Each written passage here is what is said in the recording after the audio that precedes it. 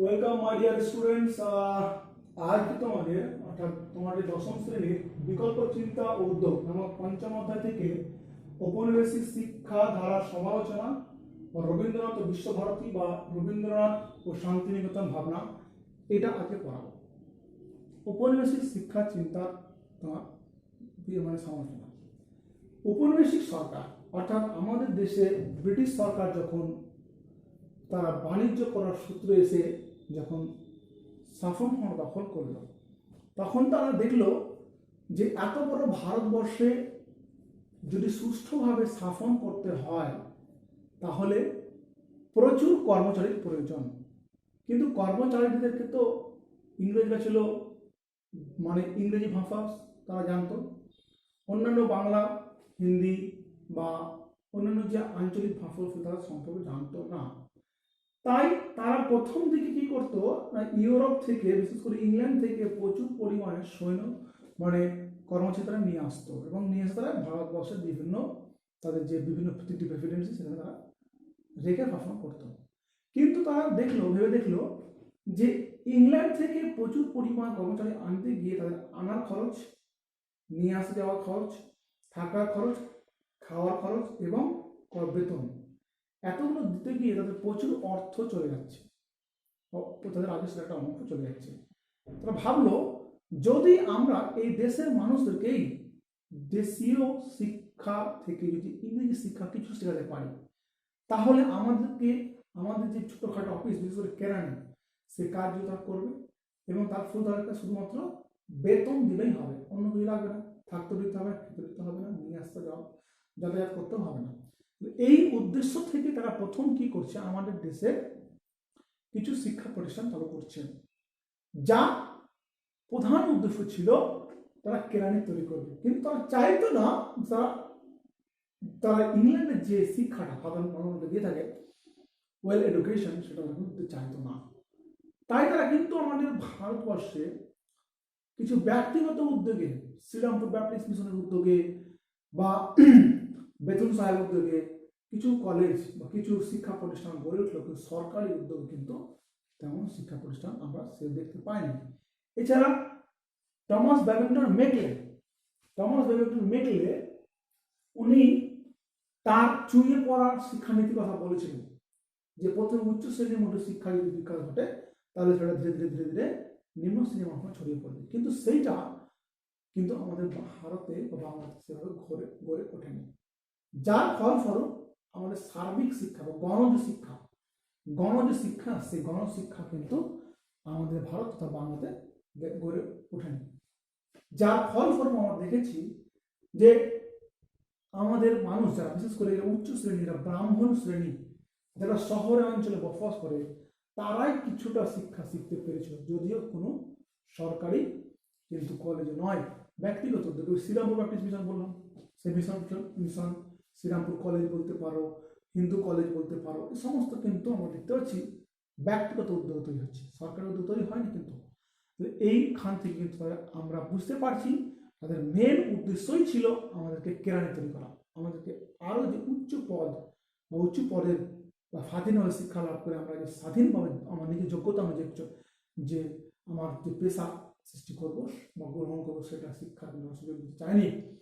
যার ফলস্বরূপ আমরা দেখতে পাচ্ছি যে আমাদের বাংলাতে যখন স্বদেশী আন্দোলন হলো 1905 থেকে 1911, সেই সময় আমরা দেখতে পাচ্ছি যে আমাদের দেশের আমাদের কি করতে হয়েছে, যে বিদেশি শাসন, বিদেশি শিক্ষা থেকে সরে আসতে হচ্ছে এবং জাতীয় শিক্ষা পরিষদ গঠন করে স্বদেশী শিক্ষা ব্যবস্থা গড়ে তোলার একটা উদ্যোগ গ্রহণ করা হচ্ছে এবং যার ফলে দেখছি জাতীয় বিদ্যালয় গড়ে উঠছে। বিশেষ করে তোমার রংপুর বিদ্যালয়, জাতীয় বিদ্যালয় বহরমপুরে গড়ে উঠেছে, মালদাতে গড়ে উঠেছে, কৃষ্ণনগরে গড়ে উঠেছে, বিভিন্ন জায়গায় বিভিন্ন রকম ব্যারাকপুরে গড়ে উঠেছে, বিভিন্ন রকম জাতীয় বিদ্যালয় গড়ে উঠেছিল। এইভাবে করে আমরা দেখতে পাচ্ছি যে ব্রিটিশদের উদ্যোগ ইচ্ছা ছিল না, তার জন্যই কিন্তু আমাদেরকে ব্যক্তিগত উদ্যোগ নিয়ে কিন্তু শিক্ষা গ্রহণ প্রতিষ্ঠান তৈরি করে কিন্তু আমরা শিক্ষা লাভ করে তবেই কিন্তু আমরা শিক্ষিত হতে পেরেছি। সরকারের কিন্তু সেরকম কোনো সদিচ্ছা ছিল না। তারপরে আমরা যদি দেখি আবার কারিগরি শিক্ষার ক্ষেত্র, তাই কারিগরি শিক্ষার ক্ষেত্রে সরকারের কিন্তু আমি বলেছিলাম যে সরকার চায়নি যে তারা টেকনিক্যাল কোনো প্রতিষ্ঠান তৈরি করবে যাতে এখানে শিল্প বিপ্লব ঘটে যায়। শিল্প বিভাগে টেকনিক্যাল প্রতিষ্ঠান করলে তারা সেই সমস্ত ছাত্ররা যারা পাস আউট হবে তারা টেকনিক্যাল লাইনে বিভিন্ন রকম কাজকর্ম করবে, যার ফলে এখানে শিল্প বিভাগ গড়ে ধরে, এই আশঙ্কা তারা কিন্তু শিল্প বিভাগ ধরে। আমরা দেখতে পেয়েছিলাম যে তোমরা দেখেছো যে রুরকিতে ইঞ্জিনিয়ারিং কলেজ থমসন কলেজ সেখানে কিন্তু একটা ইঞ্জিনিয়ারিং কলেজ তারা করেছিল, কিন্তু সেখানে কোনো ভারতীয় প্রবেশ ছিল না, সেখানে শুধুমাত্র ইংরেজদের ছেলেমেয়েরাই পড়াশোনা করতে পারত। তাহলে আমরা দেখলাম যে তারা না চাইছে সাধারণ শিক্ষা নিতে, না চাইছে তারা টেকনিক্যাল শিক্ষা নিতে, না চাইছে কিছু চাইছে, তারা কিন্তু প্রাথমিকভাবে কিন্তু আমাদের ভারতবর্ষকে কেরানি করে রাখতে চেয়েছিল, এবং কেরানি করার জন্য যেটুকু শিক্ষা সেটুকু তারা দিতে চেয়েছিল। কিন্তু আমাদের এই শিক্ষা গ্রহণ থাকলে তো হবে না, আর শিক্ষা কখন থেমে থাকে না, কোনো স্থান কাল পাত্র কোনোর উপর কিছু নির্ভর করে, শিক্ষা শিক্ষাই, তাই না? যারা ফলস্বরূপ আমরা দেখতে পাচ্ছি আমাদের ভারতবর্ষের বিভিন্ন ভারতের মধ্যে বাঙালিদের মধ্যে ব্যক্তিগত উদ্যোগে বিভিন্ন রকম শিক্ষা প্রতিষ্ঠান স্থাপন করা একটা উদ্যোগ গ্রহণ করা হয়েছিল, যার মধ্যে আমরা দেখব একটা রবীন্দ্রনাথ ঠাকুর। তিনি কি করেছিলেন না, তিনি বিশ্বভারতী বিশ্ব প্রতিষ্ঠার মাধ্যমে যে উপনিবেশিক যে শিক্ষা, সেই শিক্ষার যে কেরানি শিক্ষা, সেই শিক্ষা থেকে পৃথক শিক্ষা নীতি চালু করে দেশ বাঁচানো চলে এসেছিলেন। ভারতবর্ষের মানুষ বাঙালিরা প্রকৃত শিক্ষা শিখে দেশ ও দেশের সমাজের কল্যাণে এগিয়ে আসতে পারে। এবারে আমরা পড়ব রবীন্দ্রনাথ ঠাকুর এবং শান্তিনিকেতন ভাবনা বা বিশ্বভারতী, শান্তিনিকেতন বা বিশ্বভারতী বিশ্ববিদ্যালয় যেটা বলছি সেটা। রবীন্দ্রনাথ ঠাকুর তিনি কি, রবীন্দ্রনাথ ঠাকুরের মতে শিক্ষা হলো বাইরের প্রকৃতি এবং অন্ত প্রকৃতির মধ্যে সমন্বয় সাধন। বাইরের প্রকৃতি এবং অন্ত প্রকৃতি এই দুটোর মধ্যে একটা সমন্বয় সাধিত হবে, এটা হচ্ছে শিক্ষা। এক কথায় আমরা যদি বলি পরিপূর্ণ মানব সত্তাকে লালন করে দেহ মন এবং আত্মার সমন্বয় সাধনের মাধ্যমে নিজেকে জাতির উপযোগী দক্ষ ও তোমার কল্যাণকামী সদস্য হিসেবে করে তোলার নাম শিক্ষা। রবীন্দ্রনাথ ঠাকুরের মত এটা শিক্ষা। তোমরা যে শিখছো শিক্ষা কাকে বলে শিক্ষা? তো রবীন্দ্রনাথ ঠাকুরের এই সম্বন্ধে মনে রাখবে যে পরিপূর্ণ মানব সত্তাকে লালন করে দেহ মন এবং আত্মার সমন্বয় সাধনের মাধ্যমে নিজেকে জাতির উপযোগী অর্থাৎ দেশের উপযোগী করে তোমার দক্ষ করে এবং কল্যাণকামী সদস্য হিসাবে গড়ে তোলার নামকেই হচ্ছে শিক্ষা। এটা তিনি রবীন্দ্রনাথ ঠাকুর উপলব্ধি করেছিলেন, আর এই উপলব্ধি থেকেই তিনি কিন্তু চেষ্টা করেছিলেন যে ভারতবর্ষের কোনো শিক্ষা, সেই শিক্ষা থেকে পৃথক একটা শিক্ষা বিষয়ে পরীক্ষা করতে। তিনি ছিলেন একজন প্রকৃতিবাদী এবং প্রয়োগবাদী বা বাস্তববাদী প্রয়োগবাদী। তিনি একাধারে ছিলেন প্রকৃতিবাদ এবং একাধারে ছিলেন তিনি প্রয়োগবাদী এবং প্রকৃতিবাদী। তার যে শিক্ষানীতি, সেই শিক্ষানীতি গবেষণা কেন্দ্র হয়েছিল বীরভূম জেলার তোমার বোলপুর শহরের নিকটবর্তী ভুবনডাঙ্গা। সেই ভুবনডাঙ্গা এটা তিনি করেছিলেন, তার শিক্ষানীতি যে গবেষণা তার স্থান কিন্তু দেখেছিল ভুবনডাঙ্গা। রবীন্দ্রনাথ ঠাকুর কি করেছিলেন না, তার পিতা কি করেছিলেন, তার পিতা হচ্ছেন মহর্ষি দেবেন্দ্রনাথ ঠাকুর। তিনি কি করেছিলেন, নিজ ভ্রুতে কি করেছিলেন, ধর্মচর্চা করার জন্য তিনি কি করেছিলেন, ভুবনডাঙ্গায় 1861 খ্রিস্টাব্দে একটি আশ্রম প্রতিষ্ঠা করেছিলেন। রবীন্দ্রনাথ এই স্থানের নতুন নাম করেছিলেন তোমার আশ্রম যে প্রতিষ্ঠা করেছিলেন সেটা হচ্ছে শান্তিনিকেতন। আর এখানেই রবীন্দ্রনাথ ঠাকুর অর্থাৎ এই শান্তিনিকেতন আশ্রমের মধ্যে কি হয়েছে, ব্রহ্মচর্যাশ্রম প্রতিষ্ঠা করেছিলেন 1901 সালের 22 ডিসেম্বর বা 7ই পৌষ 1308 বঙ্গাব্দে। রবীন্দ্রনাথ কি করেছিলেন না, ব্রহ্মচর্যাশ্রম তিনি প্রতিষ্ঠা করেছিলেন। কোথায় করেছিলেন না, বীরভূম জেলা, আমাদের মুর্শিদাবাদ পার্শ্ববর্তী জেলা হচ্ছে বীরভূম, সেখানকার ভুবনডাঙ্গা বলে একটা জায়গা আছে, সেখানে ওনার বাবা মহর্ষি দেবেন্দ্রনাথ কি করেছিলেন, একটি আশ্রম প্রতিষ্ঠা করেছিলেন 20 বিঘা জমির উপরে, সেটার নাম হচ্ছে করেছিলেন। ওখানেই তিনি একটি নতুন শিক্ষা প্রতিষ্ঠানের আশ্রম প্রতিষ্ঠা করেছিলেন, যেটার নাম হচ্ছে ব্রহ্মচর্যাশ্রম। এখানে প্রতিষ্ঠা করেছেন ইসলাম। এটি একটি কিন্তু ব্যতিক্রম শিক্ষা। রবীন্দ্রনাথের কথা বলে যখন ছোট থাকে তোমরা দেখেছ যে রবীন্দ্রনাথ তার ছোটবেলাটা জোড়াসাঁকো ঠাকুর বাড়ির অভ্যন্তরে কেটেছেন এবং তিনি উপলব্ধি করেছিলেন যে শিক্ষা চার দেওয়ালের মধ্যে যদি থাকে, চার দেওয়ালের মধ্যে যদি থেকে যায়, তাহলে কিন্তু একটি তোমার শিক্ষার্থী পরিপূর্ণ শিক্ষা লাভ করতে পারে। তাকে হাতে কলম শিক্ষা দিতে হবে, প্রকৃতির সঙ্গে শিক্ষা দিতে হবে, প্রকৃতির কোলে শিক্ষা দিতে হবে। এই চিন্তাধারা তার কিন্তু প্রথম থেকেই ছিল।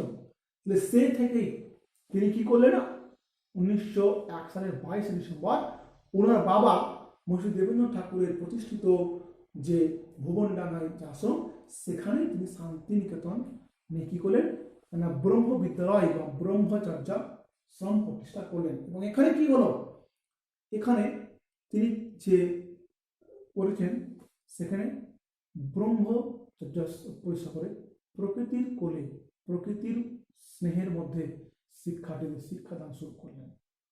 এভাবে তিনি করলেন এবং তিনি এখানকার সুবিষ্ট প্রাকৃতিক যে পরিবেশ, সে পরিবেশে নিজের এবং অন্যান্য আশ্রমদের বসত সুন্দর সুন্দরভাবে ভবন নির্মাণ করলেন। এখানকার দোল উৎসব, পৌষ মেলা, বাংলার যে সংস্কৃতি, সেটাকে অনেকটা কি করলো না বিশেষ তুলে ধরল। এই যে তিনি করলেন, সেটাকে তিনি করলেন। এখানে শিক্ষার্থীদের জীবন কেমন ছিল, এখানে শিক্ষার্থীদের জীবন অর্থাৎ ব্রহ্মচর্য আশ্রমে শিক্ষার্থীদেরকে কি করতে হতো না, রান্না করা বাদে, রান্না করার জন্য পার্টিকুলার নির্দিষ্ট লোক ছিল, বাকি সমস্ত কাজ শিক্ষার্থীদের নিজেকেই গ্রহণ করতে হতো। এখানে চাপ মুক্ত ভাবে শিক্ষা গ্রহণ করতে হতো, কোনো রকম চাপ ছিল না, প্রেসারাইজ ছিল না, যেটা করতেই হবে, কোনো রকম তোমার ছিল না। সেখানে তারা শিক্ষা লাভ করতো, যারা প্রকৃতির কোলে গাছতলায় তারা শিক্ষা লাভ করত। এইভাবে করে ব্রহ্মচার্য বিদ্যালয় তিনি প্রতিষ্ঠা করেছিলেন। এবং এই থেকেই রবীন্দ্রনাথের একটা ভাবনা চিন্তা আসলো যে তিনি কি করবেন, একটা বিশ্ববিদ্যালয় বা এমন একটা শিক্ষা প্রতিষ্ঠান স্থাপন করবেন যেখানে শিক্ষার্থীরা শিখতে পারে। এইখান থেকে তার একটা চিন্তা ভাবনা শুরু হলো এবং বিশ্বভারতী তিনি প্রতিষ্ঠা করার একটা উদ্যোগ নিলেন। রবীন্দ্রনাথ ঠাকুর তার পত্নী মৃণালিনী দেবী বাড়িতে কয়েকজন বিশিষ্ট বন্ধু। রবীন্দ্রনাথ ঠাকুরের যে পত্নী ছিলেন ওয়াইফ মৃণালিনী দেবী এবং তার কয়েকজন বিশিষ্ট ব্যক্তি, যার মধ্যে আমরা দেখতে পাবো উল্লেখযোগ্য লিওনার্ড এলমহার্স্ট, তারপরে তোমার একজন শিক্ষাবিদ তোমার হচ্ছেন, তার নাম হচ্ছে অ্যান্ড্রু সাহেব, জগদানন্দ রায়, ক্ষিতিমোহন সেন, প্রমোদ চৌধুরী, নন্দলাল বসু, রাম কিঙ্কর বেজ প্রমুখ এই ব্যক্তিদের সংস্পর্শে সহযোগিতায় তিনি একটি নতুন শিক্ষা প্রতিষ্ঠান, একটি বিশ্ববিদ্যালয় স্থাপনের একটা চেষ্টা করলেন। রবীন্দ্রনাথ ঠাকুর বলেছিলেন যে মানুষের অভ্যন্তরে মানুষকে পরিচর্যা করে খাঁটি মানুষ বানানোর চেষ্টা হচ্ছে শিক্ষা। আর এই শিক্ষা ও শিক্ষা প্রতিষ্ঠান সম্পর্কে চিন্তা জগৎ বহুদূর পর্যন্ত বিস্তৃত ছিল। এই চিন্তাধারার একটি দিক হলো বিশ্ববিদ্যালয়। রবীন্দ্রনাথ ঠাকুর তিনি ছিলেন যে মানুষের যে অভ্যন্তরের মানুষটা রয়েছে, সেই মানুষটিকে পরিচর্যা করে খাঁটি মানুষ তৈরি করার জন্য তিনি একটি বিশ্ববিদ্যালয় চিন্তা করেছিলেন। এবং তিনি সদ্য প্রতিষ্ঠিত, সেই সময় কিন্তু কিছু বিশ্ববিদ্যালয় প্রতিষ্ঠিত হয়েছিল, যার মধ্যে একটি যেমন মহীশূর বিশ্ববিদ্যালয়, এছাড়া তোমার 1916 সালে প্রতিষ্ঠিত बनारस हिंदू विश्वविद्यालय 1916, এটা পাটনা বিশ্ববিদ্যালয় 1917, এছাড়া ওসমানিয়া বিশ্ববিদ্যালয় এটা জাকির হোসেনের নেতৃত্বে প্রতিষ্ঠিত ছিল 1918। এই যে প্রতিষ্ঠিত বিদ্যালয়গুলো সেগুলো লক্ষ্য করে তিনি সেগুলোতে দেখলেন যে এই যে বিশ্ববিদ্যালয়গুলো রয়েছে, সেই বিশ্ববিদ্যালয়গুলো কি হচ্ছে না পুরনো ইউরোপীয় ছাদে নতুন ঢালাই করা হচ্ছে, অর্থাৎ ছাদটা ইউরোপীয় কিন্তু নতুন ছাদ মানে ঢাঁচাটা ইউরোপীয় নতুন, অর্থাৎ এই যে বিশ্ববিদ্যালয় গড়ে উঠলো ইউরোপীয়রা যা যা করতো এখান থেকে করা হচ্ছে।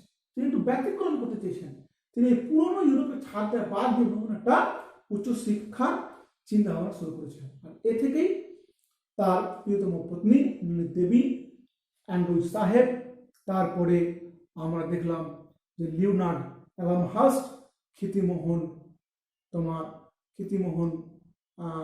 আছেন, ক্ষিতিমোহন সেন, প্রমোদ চৌধুরী, এই সমস্ত ব্যক্তিদের জগদানন্দ দাস রায় বা প্রমোদ চৌধুরী এই সমস্ত ব্যক্তিদের সহযোগে তিনি এটা করতে চেষ্টা করলেন। রবীন্দ্রনাথ কিন্তু করলেন, যার ফলস্বরূপ কি হচ্ছে না, তিনি কিন্তু কি করছেন না, এই যে শিক্ষাটা দেওয়ার জন্য তিনি কি করলেন না 1913 সালে তিনি নোবেল পুরস্কার পেয়েছিলেন। সেই নোবেল পুরস্কার এর পুরো অর্থ দিয়ে তিনি 1918 সালের দিকে একটা কি করলেন, এই জায়গাটাতে বিশ্ববিদ্যালয় স্থাপন করার একটা উদ্যোগ গ্রহণ করেন, যার ফলস্বরূপ কি হচ্ছে 1919 সাল থেকে তিনি একটা বিশ্ববিদ্যালয় প্রতিষ্ঠার কথা ভাবা শুরু করলেন। এবং তিনি বিশ্ববিদ্যালয়ের নামটাও ভাবলেন, সেটার নাম হচ্ছে বিশ্বভারতী। এবং তিনি শেষ পর্যন্ত কি হলো 1921 সালে বীরভূম জেলার শান্তিনিকেতনে কি হলো 1921 সালের 22 ডিসেম্বর 1921 সালের 22 ডিসেম্বর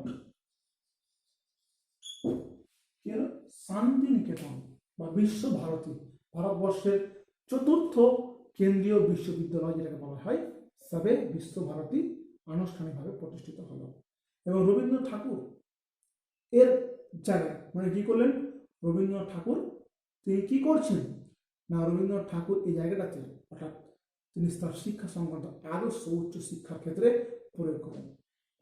কেবলমাত্র কি করছেন, বিশ্ববিদ্যালয় প্রতিষ্ঠা করলেন না শুধু নয়, এখানে কি কি পড়ানো শুরু হলো দেখো, এখানে শুরু হচ্ছে কলাবিদ্যা অর্থাৎ আর্টস, এখানে আর্টস শুরু করেছেন। তার সঙ্গে সঙ্গে তিনি শুরু করলেন ইকোনমিক্স বা অর্থশাস্ত্র, তিনি করলেন কৃষিতত্ত্ব অর্থাৎ এগ্রিকালচার, তিনি শুরু করলেন স্বাস্থ্যবিজ্ঞান হেলথ সায়েন্স, তারপর তিনি করলেন পল্লী উন্নয়ন, এটা একটা পল্লী অর্থাৎ বিভিন্ন আরবান ডেভেলপমেন্ট বা রুরাল ডেভেলপমেন্ট, এই সমস্ত দিকগুলো ব্যবহারিক বিজ্ঞানের বিভিন্ন শাখায় শুরু হলো। বিশ্বভারতীর মধ্য দিয়ে রবীন্দ্রনাথ ঠাকুর কি করলেন, তার যে ভাবনা সেটাকে বাস্তবায়িত করলেন, বিশ্বভারতীর শিক্ষাদান পদ্ধতিতে আকৃষ্ট হয়ে দেশ বিদেশে বিভিন্ন রকম কি হচ্ছে না পণ্ডিত ও শিক্ষায়ন এখানে কিন্তু আসতে চাই থাকলো। বহু পণ্ডিত রবীন্দ্রনাথ আমন্ত্রণ এখানে আসলো এবং এর সাথে শিক্ষকরা যোগ দিলেন। এখানে বহু মূল্যবান গ্রন্থ পত্র পত্রিকা সমন্বয়ে বিশ্বভারতী গ্রন্থাগার সমৃদ্ধ হয়ে গেল। অর্থাৎ কি হলো, রবীন্দ্রনাথ ঠাকুর দেখলেন যে শুধুমাত্র বিশ্ববিদ্যালয় প্রতিষ্ঠা করলে তো হবে না, এখানটাকে কি করতে হবে না ছাত্রছাত্রীদের জন্য বই পুস্তকের ব্যবস্থা করতে হবে, বিভিন্ন মূল্যবান গ্রন্থ পত্র পত্রিকা প্রভৃতির সমন্বয়ে বিশ্বভারতীর লাইব্রেরি সেটা কিন্তু সমৃদ্ধ হয়ে উঠল। তিনি বিভিন্ন ভাষা সাহিত্য কলা শাস্ত্র শিল্প পল্লী শিক্ষা কৃষি প্রভৃতি বিভিন্ন বিষয়ে শিক্ষাদানের ব্যবস্থা করা হলো এই ভারতী বিশ্ববিদ্যালয়ে। কিন্তু এখানে পরবর্তীকালে কি হলো না, তিনি প্রথমে চেয়েছিলেন যে শিক্ষার্থীদের কোনো পরীক্ষা দিতে হবে না, কোনো পরীক্ষা ব্যবস্থা করা হবে না, কিন্তু পরবর্তীকালে এখানে যে সমস্ত ছাত্রছাত্রীরা ভর্তি হলো অভিভাবকদের প্রেসার পরীক্ষা আন্তর্জাতিক পরীক্ষা ব্যবস্থা করতে বাধ্য করেন। এবং পরবর্তীকালে কলকাতা নাগরিক জীবন থেকে এখান থেকে এটা দুটো ভাগ, একটা জায়গা আছে, দুটো বিশ্বভারতীর দুটো ক্যাম্পাস রয়েছে, একটা শান্তিনিকেতন আর একটা হচ্ছে শ্রীনিকেতন, তাহলে অপরটি শ্রীনিকেতন। এইটা এতটা জনপ্রিয় হয়ে উঠলো যেখান থেকে কিন্তু বহু বিশিষ্ট ব্যক্তি তার শিক্ষা লাভ করতে এসেছেন। এবং 1951 খ্রিস্টাব্দে যখন ভারত স্বাধীন হয়ে গেল, তখন 1951 খ্রিস্টাব্দে 1951 এটাকে কিন্তু কি করা হলো, একটা কেন্দ্রীয় বিশ্ববিদ্যালয় হিসাবে মর্যাদা লাভ করলো, স্বাধীন কেন্দ্রীয় বিশ্ববিদ্যালয় হিসেবে মর্যাদা লাভ করলো। এবং রবীন্দ্রনাথের ছেলে রথীন্দ্রনাথ ঠাকুর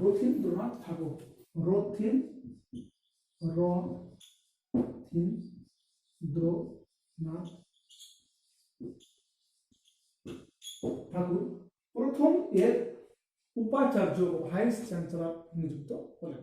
তাহলে এইভাবে রবীন্দ্রনাথ ঠাকুর তার যে শান্তিনিকেতন, সে শান্তিনিকেতন শিক্ষা চালু করেছিলেন। এরপরে আমরা পড়ব যে প্রকৃতি মানুষ এবং শিক্ষার সমন্বয় বিষয়ে রবীন্দ্রনাথ প্রকৃতি মানুষ শিক্ষার সমন্বয়ে রবীন্দ্রনাথ চিন্তা ভাবনা কি ছিল। রবীন্দ্রনাথ ঠাকুর শিক্ষাকে মানুষ ও প্রকৃতির বিচ্ছিন্ন কোনো বিষয় মনে করতেন না। তিনি মনে করতেন যে প্রকৃতি এবং শিক্ষা, মানুষ প্রকৃতি থেকে শিক্ষা কে তিনি কিছু মানুষ আর প্রকৃতির বিচ্ছিন্ন কোনো বিষয় ভাবতেন না। মানুষ বলতেন যে প্রকৃতি এবং মানুষ এই দুটোকেই কেন্দ্র করে শিক্ষা করে উঠেছে। তার মধ্যে শিক্ষার সঙ্গে প্রকৃতি এবং মানুষের সমন্বয় গড়ে তোলা দরকার।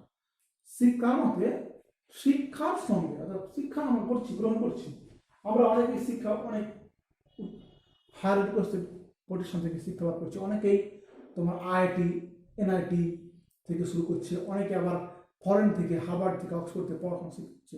কিন্তু যদি সেক্ষেত্রে প্রকৃতির সঙ্গে মানুষের সঙ্গে সেই শিক্ষা সমন্বয় না করতে হয়, সেই শিক্ষা পুরোপুরি বৃথা। কারণ কেউ ধরো একজন আসলো হার্ভার্ড ইউনিভার্সিটিতে পড়াশোনা করে, বিখ্যাত একজন অধ্যাপক, সে এসে মানুষকে চিনল না, মানুষের প্রয়োজন সে কাজে লাগলো না, তাহলে তার শিক্ষা কোনো মর্যাদা থাকলো কি? থাকলো না। আবার যদি কেউ দেখা গেল যে পৃথিবীর সব থেকে বিখ্যাত মেডিকেল কলেজ থেকে পড়াশোনা করে আসলো, ঠিক না, ধরো কেউ বিখ্যাত শিকাগো মেডিকেল কলেজ থেকে পড়ে আসলো বা কুইন্সল্যান্ড মেডিকেল কলেজ থেকে পড়ে আসলো, কিন্তু সে মানুষ গরিব দরিদ্র সাধারণ মানুষ, সে চিকিৎসার জন্য সে নিজেকে ছড়িয়ে দিল না, প্রকৃতির সেবায় সে নিজেকে ছড়িয়ে দিল না, তাহলে শিক্ষা লাভ হলো না।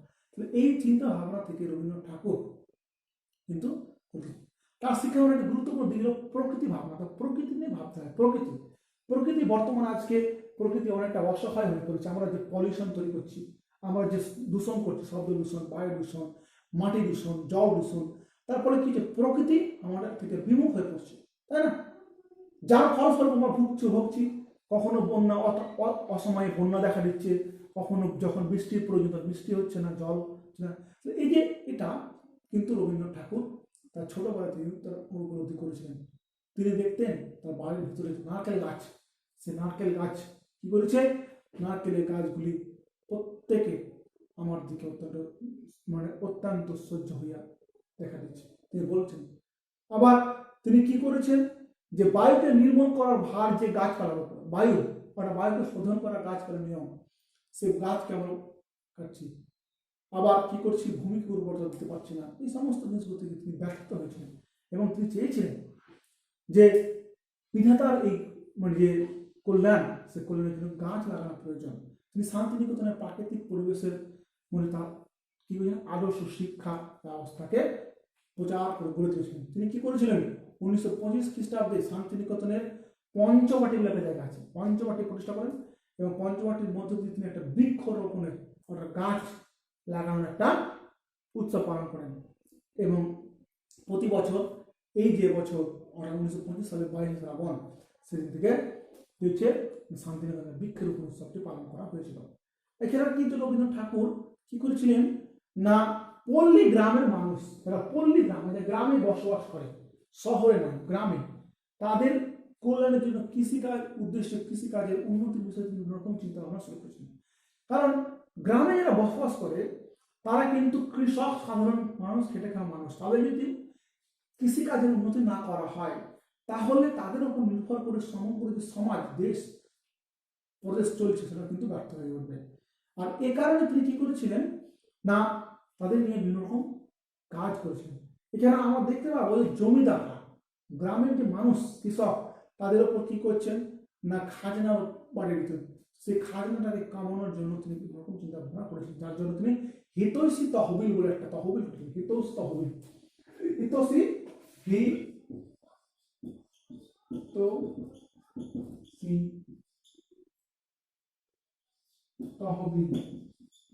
তহবিল গঠন করেছিলেন।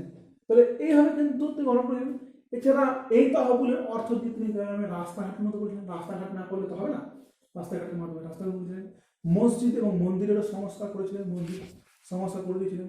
আবার স্কুল মাদ্রাসা স্থাপন করেছিলেন। চাষিদের বিনামূল্যে বিপদকালে সাহায্য দেওয়ার ব্যবস্থা করেছিলেন। এই সমস্ত কাজ তিনি করতেন, মানুষের প্রকৃতি, মানুষের সেবার তিনি করেছিলেন। আর কি করেছিলেন, বীরভূমের একটা জায়গায় শিলাইদহ, সেখানে কি করেছিলেন, মহর্ষি দাতব্য চিকিৎসা স্থাপন করেছিলেন। মহর্ষি দাতব্য, শিলাইদহে মহর্ষি শিলাইদহ, তিনি শিলাইদহ এগুলো একটা জায়গা আছে, মহর্ষি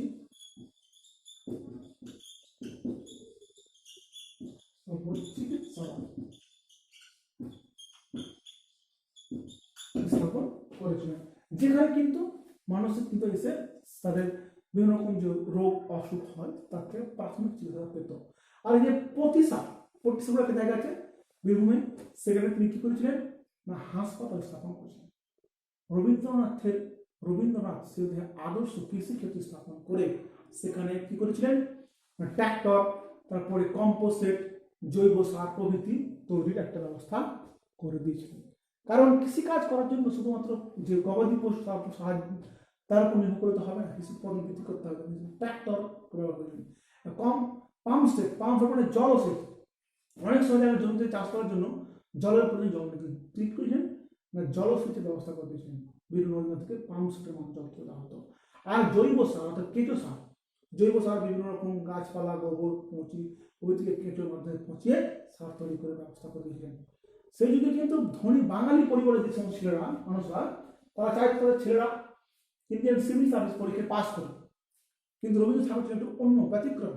তিনি পল্লী সমাজের উন্নতি করার জন্য তিনি কি করেছিলেন তার নিজের যে পুত্র রবীন্দ্রনাথ ঠাকুর, তার বন্ধুর ছেলে তোমার সন্তোষ চন্দ্র মজুমদার এবং তার জামাই তার নাম হচ্ছে নগেন্দ্রনাথ গাঙ্গুলি, এরাকে কি করেছিলেন কৃষি বিদ্যা শিক্ষা করার জন্য 1906 থেকে 7 খ্রিস্টাব্দে তিনি বিদেশে পাঠিয়েছিলেন এবং তারা সেখান থেকে কৃষিকাজ, বিশেষ করে কৃষিকাজের জন্য বৈজ্ঞানিক প্রকারের উন্নত বীজ, সেচ করে ব্যবহার করার জন্য, উন্নতি সাধন করার জন্য তিনি কি করেছিলেন লক্ষ্যতা ছিল, এটা তার লক্ষ্য ছিল যে কৃষককে কি করে উন্নতি করতে হবে। যেখানে সেই সময়কার ধনী ব্যক্তিরা চাইছিল তার ছেলেরা কি হোক না আইসিএস বা ব্যারিস্টার হোক, সেখানে রবীন্দ্রনাথ ঠাকুর কিন্তু কৃষকদের উন্নতি করার জন্য তার ছেলেকে, তার বন্ধুর ছেলেকে সন্তোষ চন্দ্র মজুমদারকে, তার জামাই নগেন্দ্র গাঙ্গুলিকে কিন্তু 1906 থেকে 1907 খ্রিস্টাব্দে বিদেশে পাঠিয়েছিলেন। তার লক্ষ্য ছিল যে চাষের কাজে বৈজ্ঞানিক প্রথায় কি করে উন্নত বীজ, উন্নত সার প্রভৃতি জনগণের ব্যবহার করা যায় সেটা শিক্ষা করতে দিয়েছিলেন। এছাড়া তিনি কি করেছিলেন রবীন্দ্রনাথ ঠাকুর শিয়ালদহে কুঠিবাড়ির 80 বিঘা জমিতে আধুনিক কৃষি খামার করতেছিলেন। তিনি কি করেছিলেন শিয়ালদহে তার যে কুঠিবাড়ি রয়েছে সে কুঠিবাড়িতে 80 বিঘা জমি ছিল, সেখানে একটা আধুনিক কৃষি খামার করতে দিয়েছিলেন। আধুনিক কৃষি খামার যে আপনি কুষ্টিয়াতে কি করে কুষ্টিয়া থেকে শিয়ালদহ ডিস্টেন্স 16 মাইল একটা রাস্তা তৈরি, 6 মাইল একটা রাস্তা তৈরি। গ্রামে যে তাঁতের শিল্প, মৃৎশিল্প তারা বিকাশ করার চেষ্টা করেছিলেন। এইভাবে করে তিনি কাজ করেছিলেন। এছাড়া তিনি কি করেছিলেন না বিভিন্ন সময় তিনি গ্রামের সমবায় মানে সকলে মিলিত হয়ে যে কাজটা করেছিলেন সমবায়, ওই সমবায় প্রতিষ্ঠা করতে উৎসাহ দিলেন। এছাড়া তিনি স্বল্প সুদে ঋণের জন্য তিনি ছিলেন প্রতি শহরে একটা কৃষি ব্যাংক স্থাপন করেছিলেন। অর্থাৎ আধুনিক যে সমবায় ব্যবস্থা বা কৃষি ব্যাংক, সেই ভাবনাটা 1910-এর মধ্যেই রবীন্দ্রনাথ ঠাকুরের 1910 সালের মধ্যেই কিন্তু ঠাকুরের মধ্যে চলে এসেছিল। অর্থাৎ দেখো তার চিন্তাভাবনা উন্নত ছিল। এক্ষেত্রে কি করেছিলেন গ্রামের সালের হিসেবে হুট ঝামেলা অশান্তি হলে সালেসি মাধ্যমে মিটিয়ে দিতেন। এইভাবে করে তিনি করেছিলেন। এছাড়া আজকের যুগে কৃষকরা বা অনেক জায়গায় বিভিন্ন ভারতবর্ষের বিভিন্ন রাজ্যে কৃষকরা ফসল উৎপন্ন করার পর সঠিক দাম পাচ্ছে না, তারা যে পরিমাণ খরচ করছে তার থেকে কম দামে বিক্রি করতে হচ্ছে, সমান করতে হচ্ছে, অর্থাৎ ন্যায্য মূল্য পাচ্ছে না ফসলের, ধানের, গমের, জলের, যে কোনো। তারপরে কি করছে একজন কৃষক এত পরিশ্রম করে সংখ্যা এত পাচ্ছে, তারা আত্মহত্যা করে মরে যাচ্ছে। এর সমাধান কিন্তু সেই সময় রবীন্দ্রনাথ ঠাকুর করে দিয়েছিলেন। তিনি কি করেছিলেন কৃষকরা ন্যায্য মূল্যে তাদের শস্য বিক্রি করতে পারে, তাকে তিনি কি করেন টেগর অ্যান্ড কোং বলে 1895 খ্রিস্টাব্দে একটা টেগর